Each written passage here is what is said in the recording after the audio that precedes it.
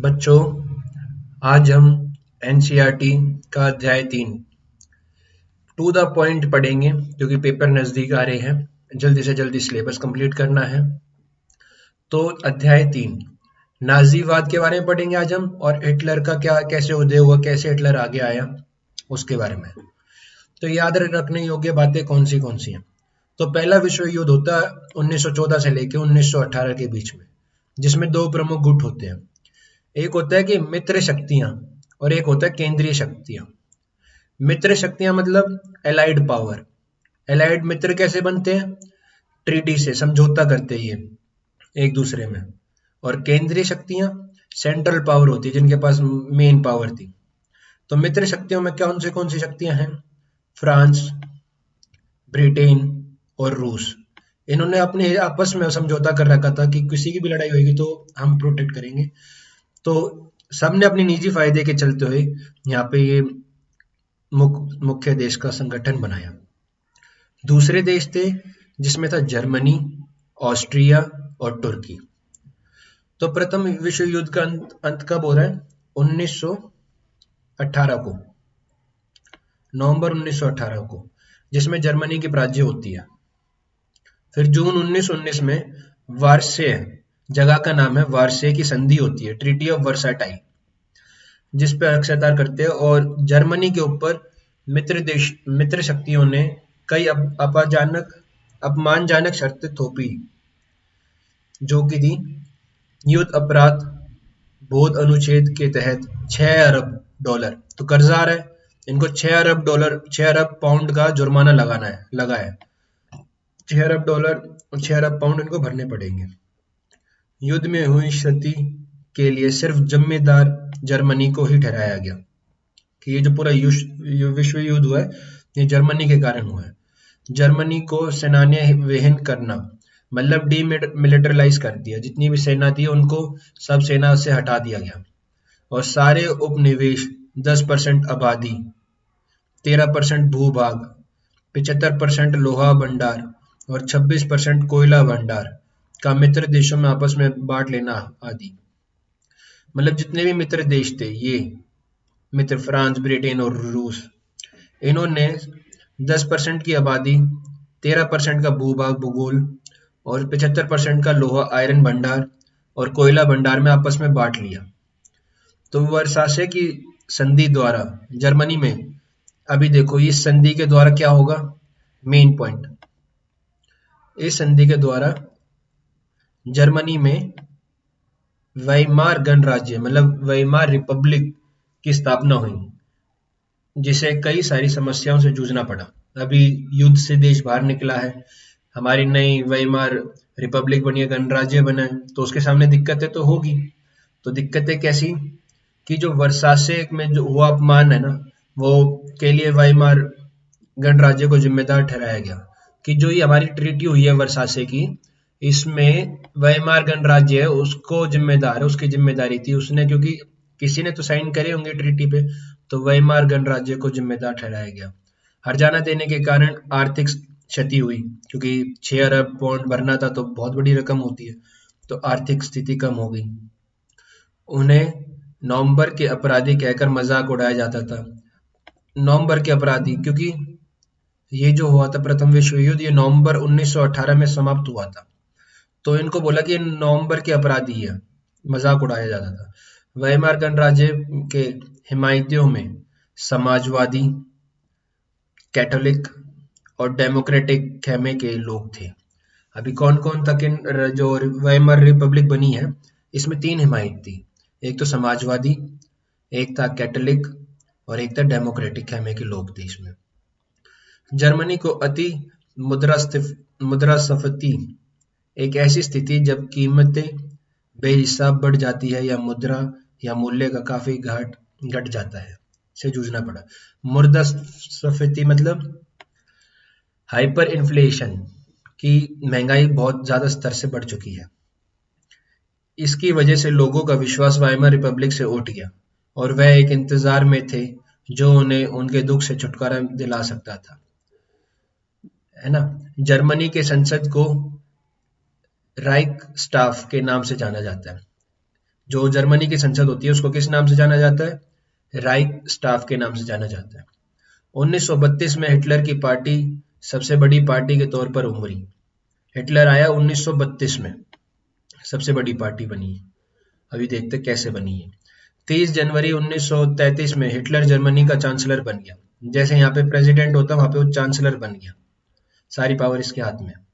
फिर 28 फरवरी 1933 को अग्नि उपदेश के जरिए अभिव्यक्ति, प्रेस, सभा करना जैसे नागरिक अधिकार निलंबित कर दिए।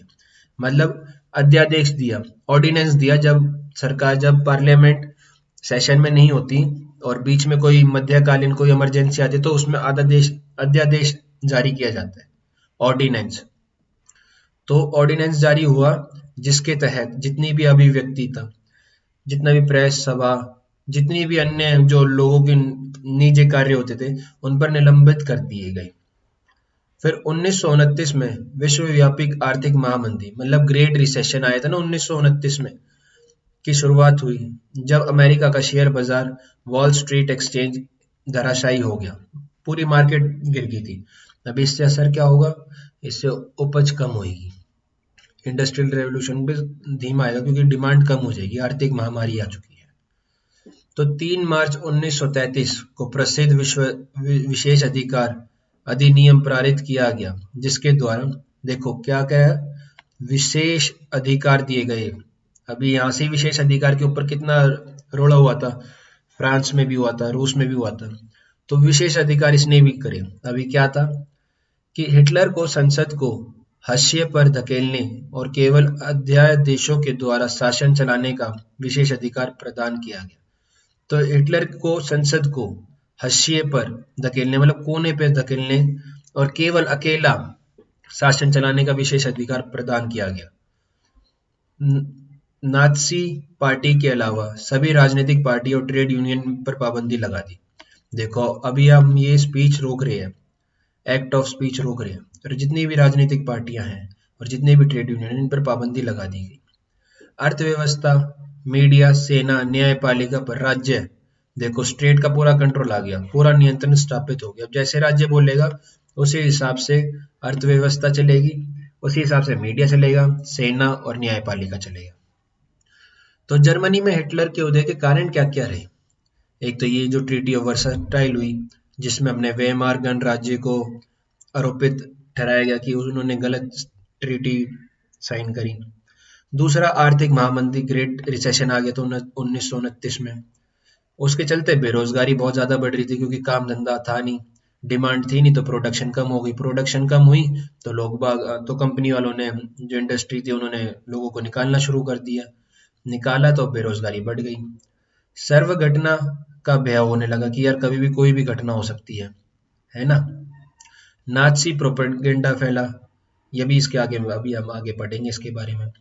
अमूल परिवर्तनवादी और समाजवादियों में आपसी फूट होने लगी कि अमूल मतलब कि हमें चेंज चाहिए, ड्रास्टिक चेंज, और समाजवादी बोलते हैं कि धीरे धीरे समाज के अनुसार चेंजेस आएंगे, तो इनमें आपसी फूट होने लगी। फिर वायमार रिपब्लिक की कमजोरियां भी थी क्योंकि ये आपस में फिट रहे थे, तो कोई स्टेबल गवर्नमेंट नहीं थी, लोगों को स्टेबल गवर्नमेंट चाहिए थी। तो अब ये देखते हैं नाजियों का विश्व दृष्टिकोण कैसा रहा है।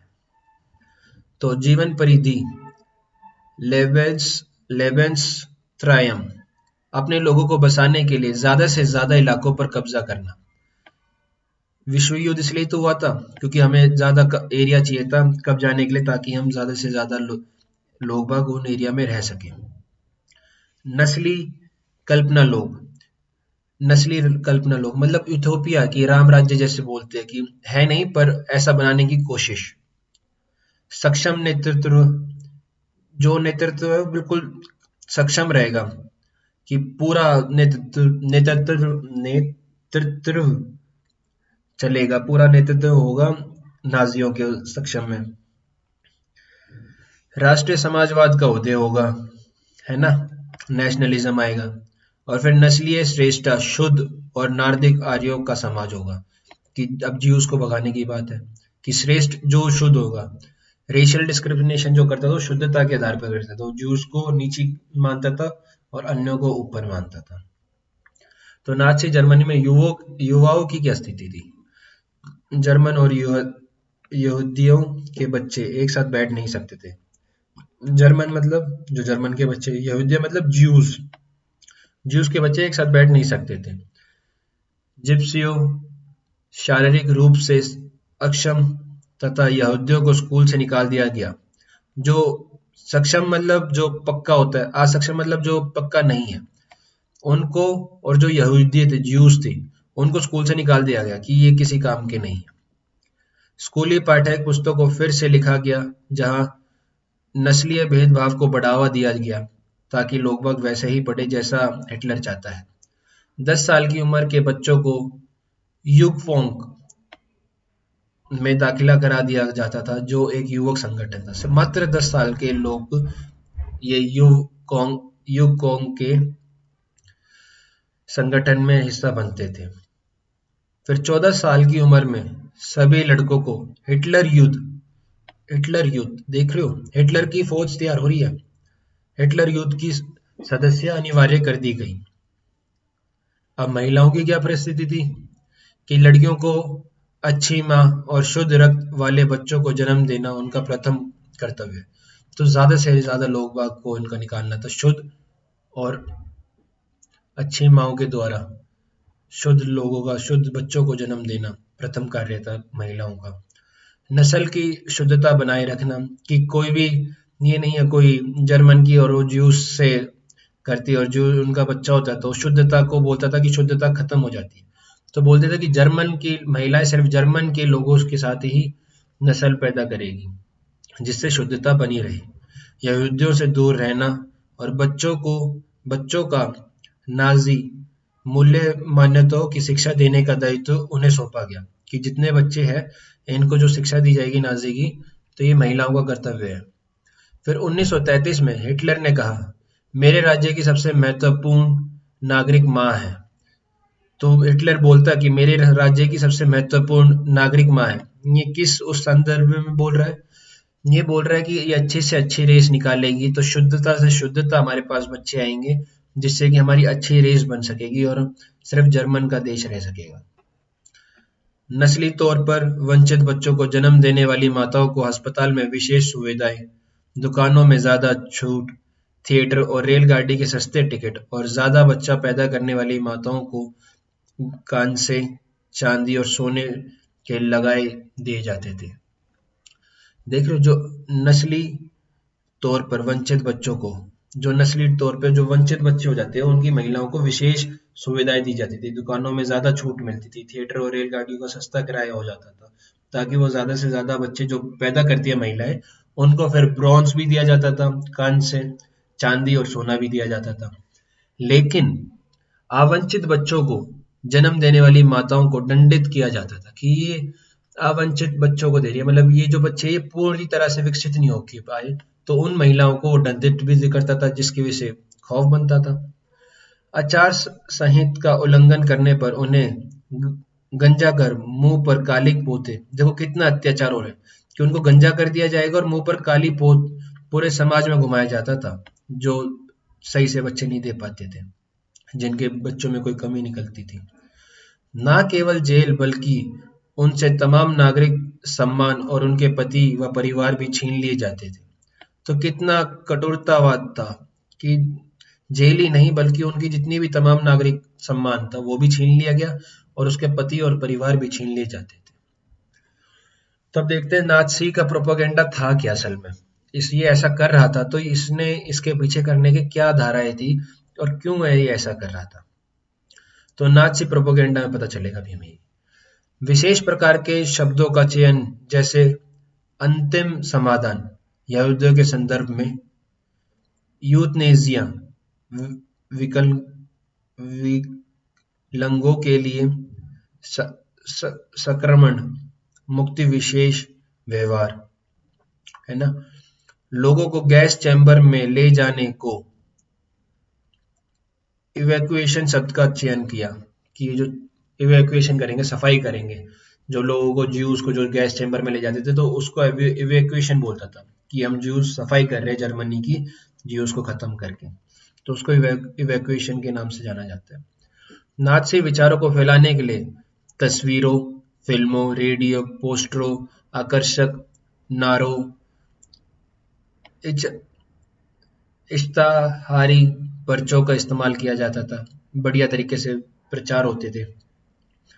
पोस्टरों में दुश्मनों को शैतान के रूप में पेश किया जाता था। जो दुश्मन होते थे उनको शैतान के रूप में पेश किया जाता था। उनसे उन्हें नाज़ी ही बचा सकते थे, ऐसी छवि पेश की जाती थी कि मतलब एक नाज़ी है, एक हिटलर की जो पार्टी है वही एक ऐसी पार्टी है जो इन दुश्मनों से उनको बचा सकती थी। फिर सितंबर 1939 में पोलैंड पर जर्मनी के आक्रमण के साथ देखा, पोलैंड पे भी जर्मनी ने आक्रमण कर दिया। क्यों? ज्यादा जमीन कब्जाने के चक्कर में, ताकि ज्यादा से ज्यादा जर्मन हर जगह फैले और एक देश की शुद्धता बनी रहे। इसके चलते पोलैंड पर जर्मनी ने हमला कर दिया, जिससे द्वितीय विश्व युद्ध शुरू हो गया।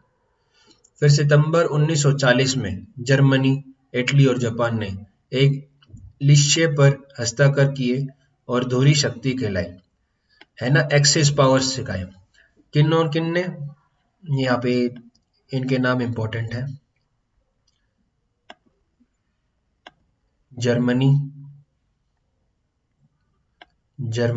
इटली और जापान, इन्होंने एक साथ आके मिलकर एक एक्सेस पावर बनाई।